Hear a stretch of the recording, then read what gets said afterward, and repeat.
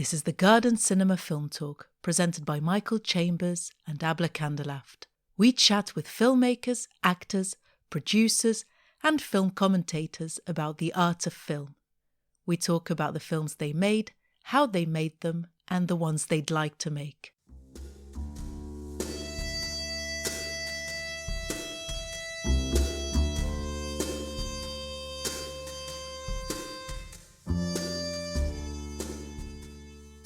This week, Michael and I chat to Dr Lucy Bolton.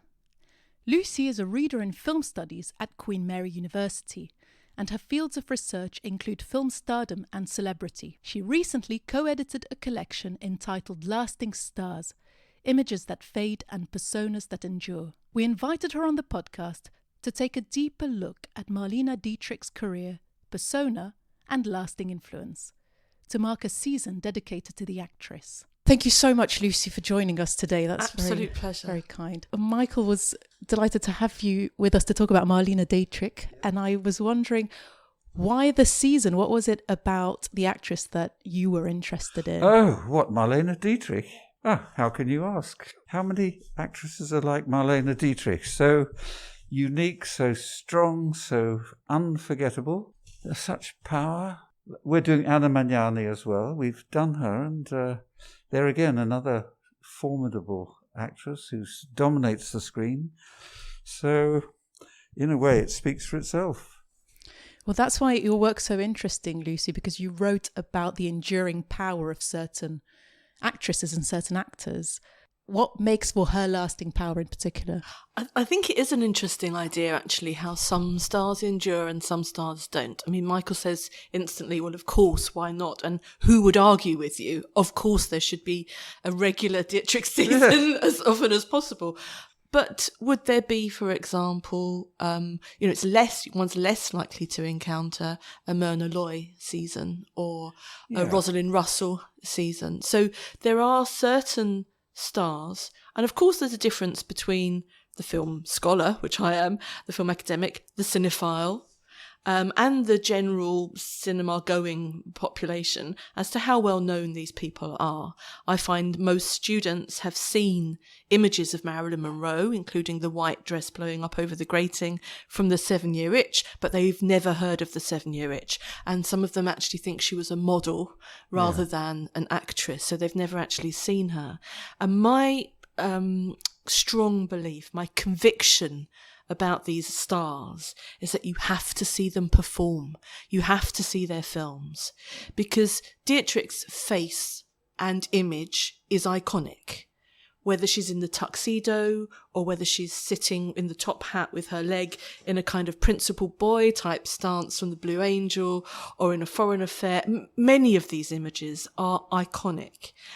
When she was older, performing as a cabaret artist around the world, London Palladium down the road, Vegas, all over Europe, all over the world, those images are iconic. But it's not until you see her speaking, laughing, emoting, loving, and walking, fantastic walk she's got, on screen, that you have a richer relationship with them and you understand the fascination of seeing them over and over again. Yeah, well, it's there are some actors or actresses who just have this inner strength, this inner whatever it is. I'm not quite sure what it is, but all people have. There are some people who walk into a room and everyone looks at them. They dominate.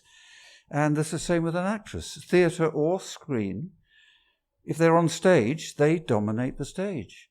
And you can't easily say what it is. It's something from within them.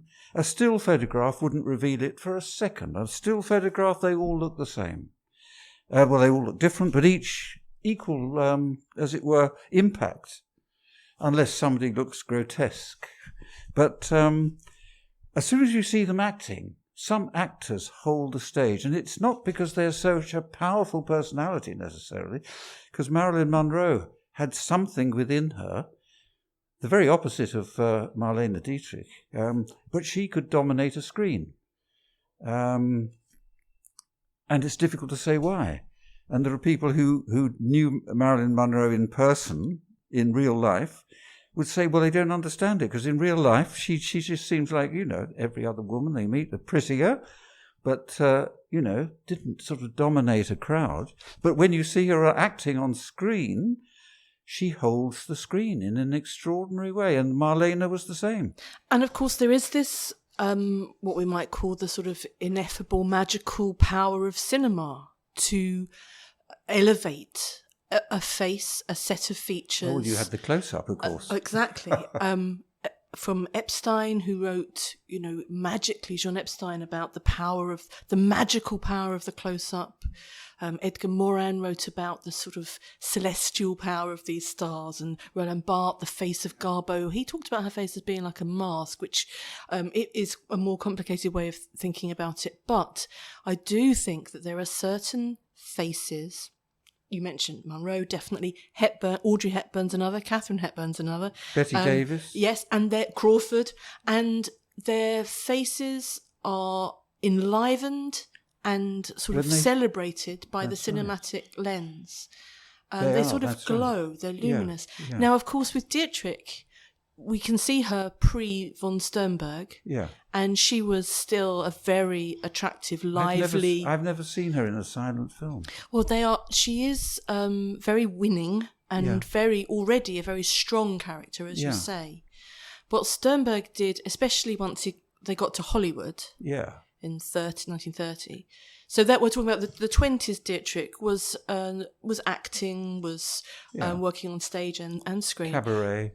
But once she got to Hollywood, and the Hollywood transformation, which I think, one can overstate, it wasn't dramatic. She lost weight and changed her hair and makeup, basically. Yeah. But those makeup changes can make a huge difference. Yeah. The emphasis on the eyes and the cheekbones, filling out the lips a little, changed the proportions of the face. Yeah. And Von Sternberg lit her in a way that made those cheekbones look almost supernatural, so that she achieved this kind of glow. She also did have quite a large face. Now, I know this sounds quite a strange thing to say, but a lot of these stars have large heads, large faces, and their faces work well. Yeah. The large planes of their face work well when lit on screen. If you think about many of them, men too, Brando, Dean, Clark Gable, and you think about the women, Carole Lombard, Myrna Loy I mentioned, Crawford, Davis. Proportion-wise, they tend to have quite large faces. Well, if you look at a picture of a photograph of Marlene,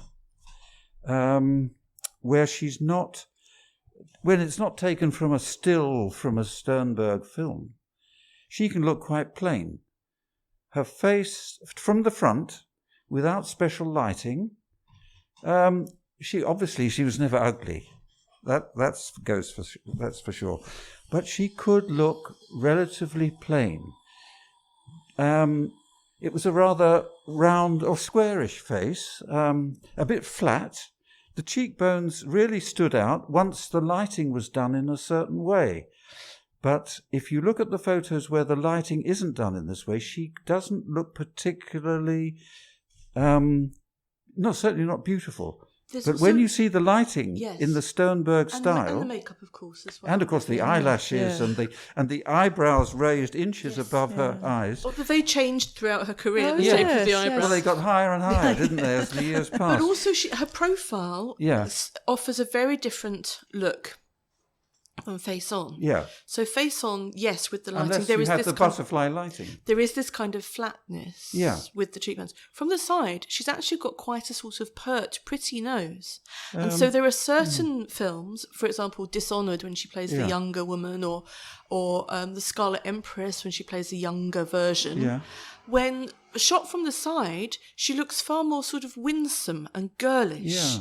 And I think that's something that's very interesting about these iconic star faces, is that they have a lot of options. Yeah. They're not one-note faces. They tend to offer a lot of possibilities of readings, we might say, or experiences.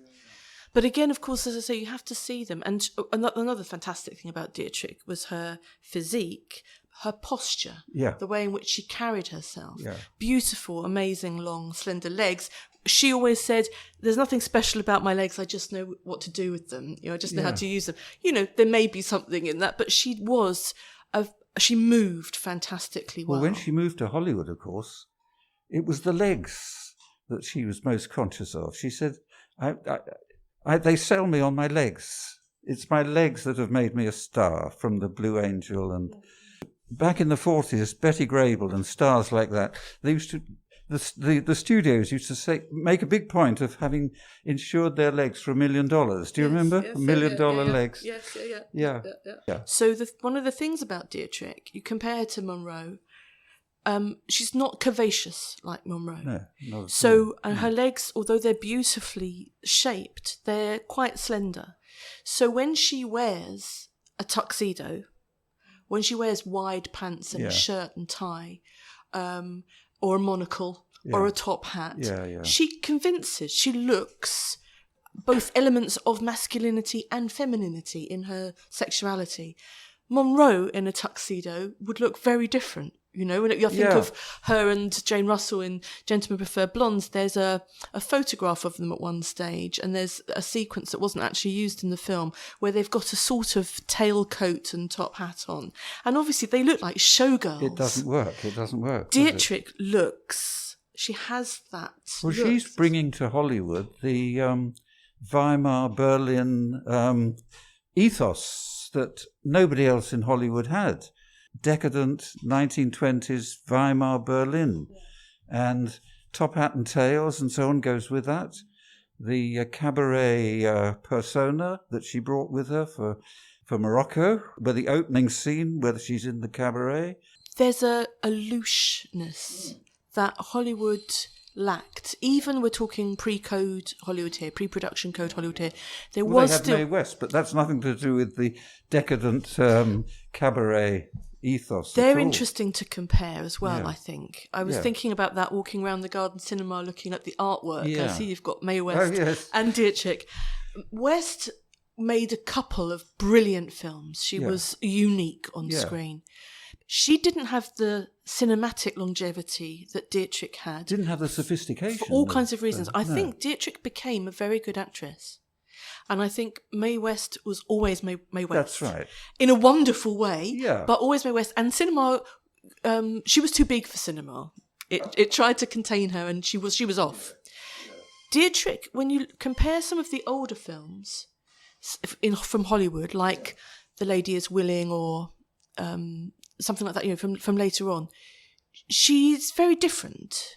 And I find them interesting, how she has essentially been Hollywoodized into someone more like Rosalind Russell, or so she still wears a load of extraordinary hats in The Lady is Willing, but it doesn't have any of the decadence or louche European influence that all those hats and veils from The Devil is a Woman or something like that. So it's those early films, those early Sternberg, half a dozen films, where she's covered in fripperies and veils and nets with animals, and she's an itinerant nomadic character with her suitcase.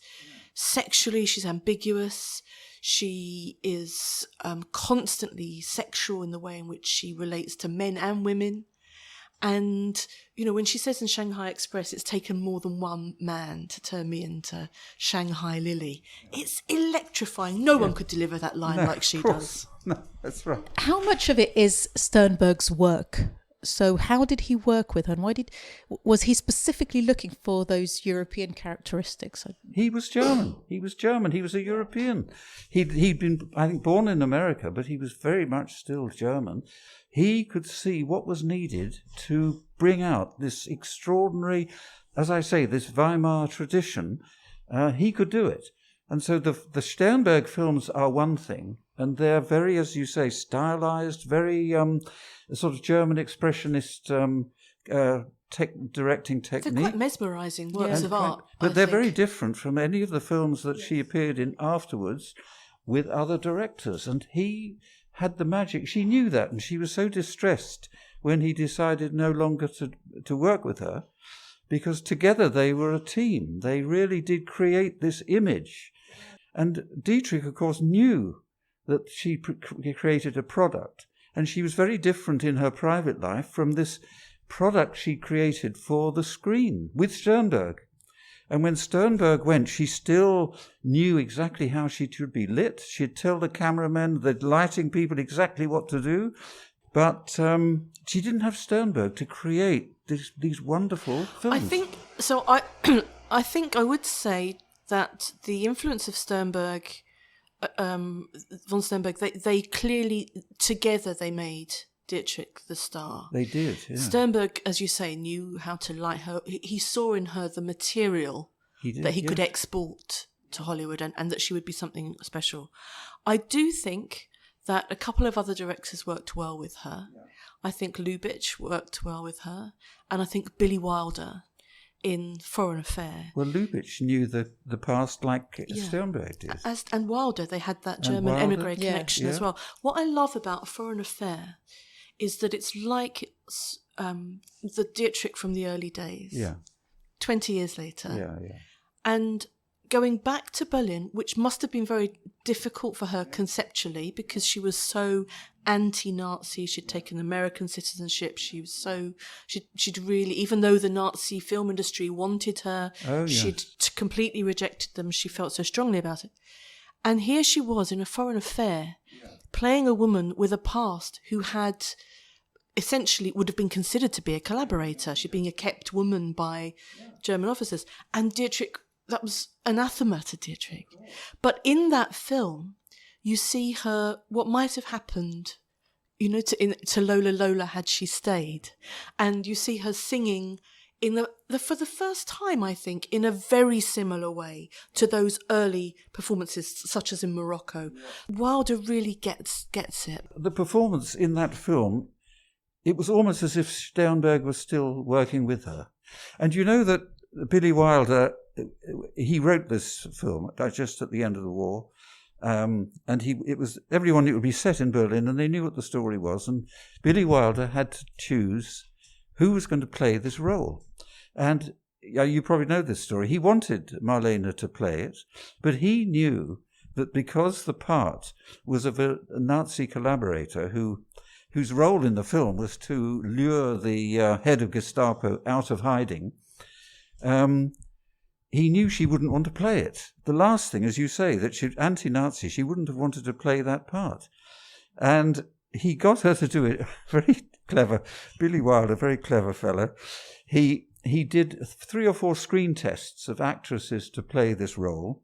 He didn't want any of them. He wanted Marlene. So he phoned Marlene and said, can I come to... Because she was in Paris at the time. And he said, can I come and see you? And I want some advice, he said. So he went to see her in her flat, and he showed her the screen tests of these 3 or 4 actresses. And she watched them, and you know what Marlene was like, very critical of other performance. And she would say to Billy Wilder after each screen test observed, she'd say, no, not at all, utterly unsuitable. And they went through them all. She dismissed them all. And then Billy Wilder said exactly what he'd planned to say at the very beginning. He said, well, Marlene, of course, you're the only one who can really play this. I think it's a brilliantly cast film, actually, because the comparison between her and the infuriating Jean Arthur, who I find almost unwatchable in that film. Who's billed as top billing above Marlene is amazing at setting off the class and history and poise of Dietrich. He really does Dietrich a favour there with that casting, I think. It's superb, yes, because Marlene, in fact, dominates. She's in it in most of. She has in the film about over half of it, isn't she? Although French had the lead role in it. There are always longer sections without her than I want. That's right. But as we were saying, she's the one with the lasting star power. I think you're right. Yeah. And you've mentioned a couple of times, Michael, that she dominates, and I think that is absolutely true, particularly of those earlier films. She's never challenged on screen by, and again, of course, that's part of the von Sternberg star creation of her. But even with someone like Gary Cooper or Cary Grant, they still sort of have to respond to her. She dominates every scene that she's in. And usually the men in the films, in Dishonored and Shanghai Express, are just not on the same page as her. No. She's so superior to them. Absolutely. It can be a problem, actually, because you can think, well, she's supposed to be in love with this man. Yes. What on earth is there? The doctor in Shanghai. Clive Brook, yeah. But you see, there's a wonderful scene where when they meet, they're reunited. Yeah. And she's on the train and she takes off his cap. Yeah. Puts on his cap. So she's dressed in this exquisite, her clothes are never more exquisite than in Shanghai Express, with feathers and lace and crystals and beads. And she puts on his military cap and kind of flicks the peak and holds his riding crop. And it's so sort of hinting at perversion. It's so sexual. That's true. And it makes you think, and poor Clive Brook, all he can do is say, well, how was I supposed to ever get over you? Of course, you can see that. How could anyone get over her? And in Morocco, Gary Cooper is completely, he's overshadowed. I think he was also aware of the Von Sternberg machine there as well. I think he didn't particularly enjoy working with him or want to work with him again. Sternberg saw this as a vehicle for his protege. Yeah. Although I don't like to call her a protege. I understand why we use that word, but in fact, I see them as very equal collaborators. And as you say, she learnt a great deal from him. And if you hear her Desert Island Discs are available to listen to on BBC Sounds. You can hear her, and she will always say in an interview, "Oh, he was everything. I would be nothing without him." But I think she buys into that mythology of the complete creation. Of course, there was more to her than that. Yeah, but she did that. That was a tendency of hers to attribute her success to some mentor, because she did exactly the same in old age when she said that without Bert Bach, she wouldn't have been such a success on the world stage as a singer, cabaret artist. And the way in which her delivery of songs changes throughout her career is also very moving. Where Have All the Young Men Gone is heartbreaking when she sings it when she's older. Just Where Have All the Flowers Gone? Yes, but she changes it to Where Have All the Young Men Gone after the war.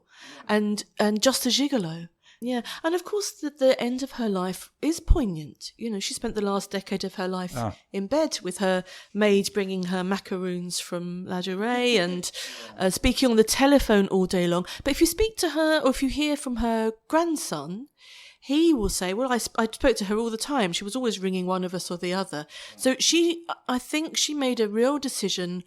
That image is dead now. The image is over. I cannot be seen after things like Paris is Burning. Her great rival. When she went to Hollywood, she was Greta Garbo, the great rival. They brought her to Hollywood as a rival to Greta Garbo. And Greta Garbo did the same thing in her old age. But of course, there's something about thinking about endurance. And of course, Garbo stands for so many things. But Dietrich is such a familiar image from popular culture.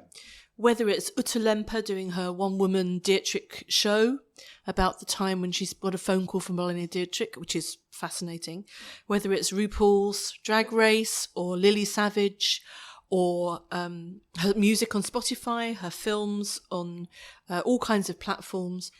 There's that fascinating documentary, Marlene, by Maximilian Schell, where he was thinking he was going to interview her. And in fact, when it turned around, she wouldn't be shot. She wouldn't be seen. So it's all audio. And the job that he makes out of that is amazing. So she is very popular. Her image is very popular because it's so fascinating in a way that Garbo's, I would say, I hope not controversially, is not fascinating. Yeah. No, that's spot on. What do you think of their legacies? How would you compare their legacies, Dietrichs and Garbo's? I think that they're in a different league from each other. I think they're very different. Garbo stands for a certain type of, as Edgar Morin describes, this kind of celestial early star. When you see her in, something like the Grand Hotel, I Want to Be Alone, she stands for a certain period of time and a certain way of thinking about stars as deities. And very well behaved. Yeah. was it Dietrich tells that story, doesn't he, about how when they met, Garbo was sitting on the floor and got up without touching anything, and she said she was a very fit woman. Like you could tell she admired her physical strength and bearing. Yeah. But she seemed quite clean living. Yeah. Her sexuality is of interest now, but her lifestyle less so. And whereas Dietrich, there's so much to her. She was outrageous. You mentioned the contrast with her private life. Yeah. I think that's fascinating. Yeah. She would describe herself as a kind of German Hausfrau, that she would be the first person with her rubber gloves on cleaning up the Hollywood canteen. Yeah. If someone was ill on set, she'd make them a flask of chicken soup. She loved baking. She loved domesticity. And she was quite nosy and domineering as well. She wanted to get into everything. So the type of person that she was actually seems very different. And a good mother. From the cool icon on screen. Yeah. Well, certainly Maria, her daughter, has things to say about her, but yes, not in the same way that Christina Crawford did. No. That's right. So she was a good, but she on her private life, she was who she was. She was a natural. She was an exceptional woman, even in private life. She attracted all the men she played with fell for her. She had an amazing personal magnetism, sexual magnetism. But in the film, she and Bert Sternberg had created a product, an image, a persona, a screen identity. I think interesting, talking about the sort of, for want of a better word, weakness of some of the male stars' images that she played up against.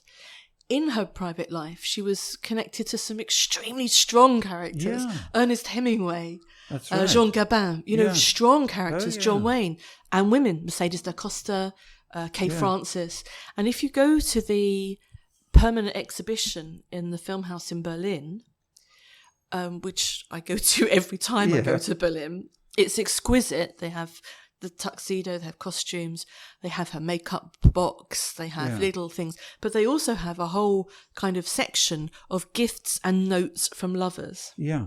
And it's fascinating. I think it's what's so very interesting is that she had so many lovers, so many men in love with her, but what is interesting is that they were devoted to her. I mean, Jean Gabin was with her for probably about 5 years. When he went to Hollywood, they lived together for years. After the war, they lived together in Paris for a while. And during the war, he was in the French army, and she was singing for the American troops, for the Allied troops all over the world. And she made a point of, because I think he was in a tanker corps or something, and she made a point of going to where he was to keep up with him, and he was devoted to her, and she was heartbroken when she went off with someone else, because they were separate for so long. He came back after the war and they lived together, but he could see that she'd already found someone else. I think it was an American general or something. And of course she was married to Rudy for Senior, her whole life. And Maria's not father. Just married to him, but in constant touch with him. Yeah. Writing letters every week to each other. Yeah. So sharing copies of her love letters to other lovers with Rudy. That's right. And so these men were devoted to her. And poor old Jean Gabin was heartbroken when at last he saw that he'd lost her. Heartbroken. It's very moving how distressed he became. I think I'm right in saying she was with Douglas Fairbanks Jr. for a while as well, and I think I'm right in saying that she finished that relationship because she caught him reading some of her letters to Rudy, I think, or love letters. But yes, he became obsessed with wanting to see what was in these letters.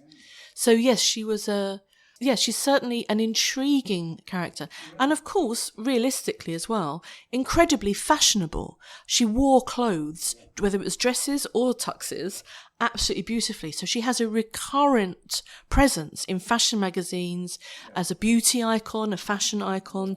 On YouTube, there are beauty tutorials of how to do your makeup like Marlene Dietrich.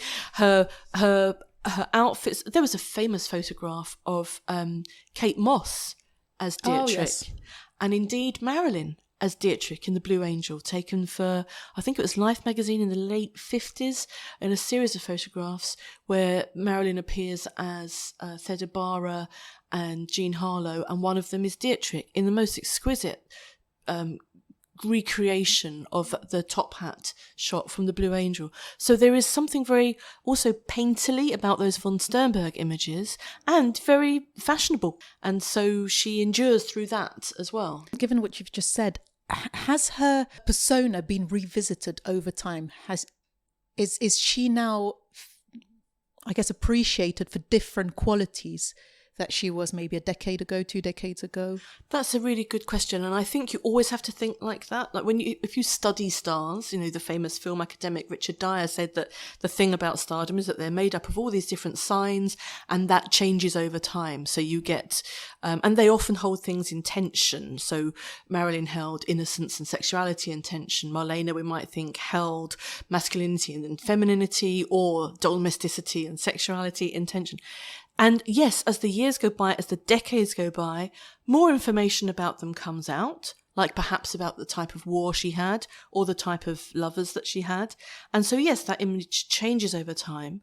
I think that something that's appreciated more, that's going on more now and in the last decade or so, is work on certain stars to try and recuperate them from the idea that they were completely dominated by another. So, for example, Dietrich and Sternberg, I've done work on Vivian Leigh in relation to Olivier, things like that, about sort of bringing the work of these actresses into their own by focusing on their own contribution to their star image and not seeing them simply as a discovery or a protege. And so I think that they become more independent as the years go by. I was watching The Blue Angel the other day again. I love the film. Personally, I think it's her best. The original Der Blaue Engel. And I was watching it again, and I thought, I don't think she got any better under Sternberg as the movies developed in Hollywood. They certainly, clearly the technique, the Blue Angel was 1930. It was one of the first, I think one of the first German talkies. And it's extraordinary what he produced as a first talkie, quite incredible. And Marlene, what I love about the Blue Angel is that Marlene was still in Berlin. This is what made her the big name, but she was already a film star in Berlin, and she was still at home, on her home territory, and there was an authenticity to it which is so striking when you see it again. And in a sense, she lost that a bit as in the Sternberg years, where they developed this. They really focused on the image, building her up to rival Greta Garbo, to be a big American name. The Hollywood machine went into action full blown, and they developed very consciously, and Marlene was part of this. She was very happy with it. She wasn't against it. She and Sternberg, it was a sort of folie à deux. They both combined to make the most of this image. And in a sense, it was so competitive in Hollywood, you know what it's like, building your image, building your press image, it went with the selling of the films. And so they were intent on doing it. And in doing this, and when you look at The Blue Angel, which was made in Germany, her first sound film, there was the authenticity there of the real Greta, the real Marlene, and before the image was developed.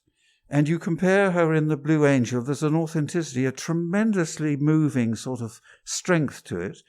And in Hollywood, it gradually got bigger and bigger and bigger and more refined and more consciously built, until it ended with, you had the Scarlet Empress with all the refinements you're talking about, the finery, you ending up with The Devil is a Woman, where it's taken to a sort of extreme of brilliantly made, brilliant film, technically so much better than the earlier Sternberg films. It's a brilliant film, but the image has been developed and developed to a degree where it almost becomes a spoof of the original idea. It's also a question of values, I think. So one of the things that's so devastating about The Blue Angel is her callousness towards Emil Jannings. And it's quite brilliant and quite devastating. It's quite devastating. It's a sad film. It really is. And yes, and although it continues in a way... Not the same tragedy. It's not as easy in Hollywood to have a genuinely callous performance like that character. Yeah, that's right. So what's created more of is the idea that she is this irresistible enigma that men can't help but moths to a flame. But in The Blue Angel, she knows exactly what she's doing, and that is something that I think Hollywood is less happy to perpetuate. And that's why The Blue Angel is such a wonderful film. It's captured something in Dietrich's life. But let me ask you, and I completely agree that there's an authenticity and a kind of very natural feeling of the set and the stage and quite sort of spit and sawdust to The Blue Angel. But what about those performances that she turns in towards the end of her film acting career in things like Touch of Evil, Witness of the Prosecution? Yeah, but you see that the spoof has been left behind then. They've moved away from the Sternberg image and Billy Wilder wants her to act. And of Charles Laughton, when she's with Charles Laughton. I mean, one of the few people that can hold a stage when Charles Laughton's on it. I mean, that was extraordinary how she does that. And I agree with you completely. But it's a different thing. And here's Marlene as an actress, not just as a Berlin a cabaret artist. Her face at the end of Touch of Evil. Yeah. When she says, isn't someone going to drag him out of there? And then says, he was some kind of a man, and walks off. And also that wonderful... magnetic. And the other one that I just can't ever forget is Touch of Evil. Orson Welles as this corrupt police chief, who's an old friend, an old flame of Marlene, who's now a sort of down and out fortune teller, and he goes to see her again, and he says, and I think she's playing with her tarot cards or something, and he says to her, Marlene, what do they say about? Tell me, what do they show me? What's my future? He says. She looks at him and she says, you have no future. Or something to that effect. But it's so strong, you realise this is a death sentence. Yes. There's something about the ageing star, actually, that's very moving like that, whether it's Ava Gardner, Rita Hayworth. You can see there's something often very poignant about those later performances. But with Dietrich, she seems, the authenticity is still there. It's so believable that Lola would end up like this. I'm often less convinced, although I enjoy, the more imperious performances in things like Stage Fright or Witness of the Prosecution. So fantastic because it's got this double edge to it, as we won't. But I think she comes over. She's most effective. She's most emotionally convincing and most sympathetic when she's got that degree of sort of the down at heel about her. And I think that nobody does that. Nobody has that dignity like she has. That's a beautiful note to end it on. Thank you so much. Thank you very much, Lucy. Thank you, Michael. Very much for inviting me. Good luck with the season. I'll certainly be here to watch them. This was the Garden Cinema Film Talk. You can find out more about the cinema screenings and seasons on our website, thegardencinema.co.uk, and follow us, send us comments and feedback on our social media, @The Garden Cinema. Thank you for listening.